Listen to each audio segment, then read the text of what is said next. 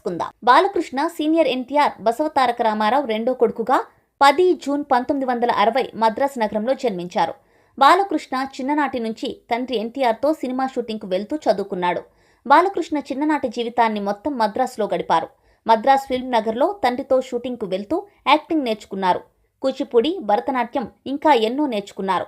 School age పూర్తి కాగానే హైదరాబాద్కి షిఫ్ట్ అయ్యారు. బాలకృష్ణ బీకాంను నిజాం కాలేజ్ హైదరాబాద్లో పూర్తి చేశారు. చిన్నప్పటి నుంచే బాలకృష్ణ సినిమాల్లో నటించారు. 1974లో చైల్డ్ ఆర్టిస్టుగా తాతమ్మ కళా సినిమాలో తెలుగు ఇండస్ట్రీకి పరిచయం అయ్యారు.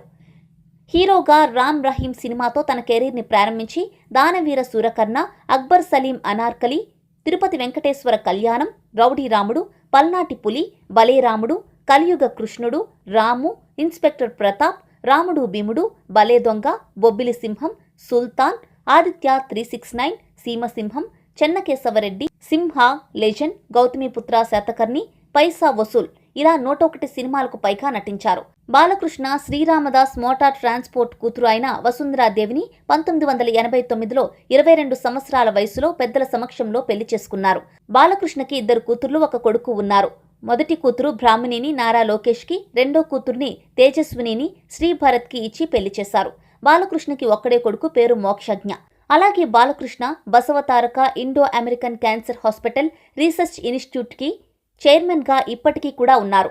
బాలకృష్ణ పొలిటికల్ కెరీర్ విషయానికి వస్తే మొదటి నుంచి తండ్రి ప్రారంభించిన టీడీపీ పార్టీలో ఉంటూ హిందూపురం ఎమ్మెల్యే అభ్యర్థిగా 2014లో గెలిచారు.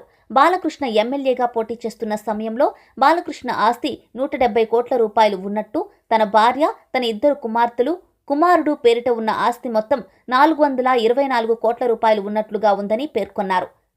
అది ఇప్పుడు కాస్త 700 కోట్ల రూపాయలకు చేరుకున్నట్టు. ప్రస్తుతం బాలయ్య వయస్సు 57 సంవత్సరాలు. బాలకృష్ణని బాలయ్య, నటసింహ, యువరత్న అని కూడా పిలుస్తారు.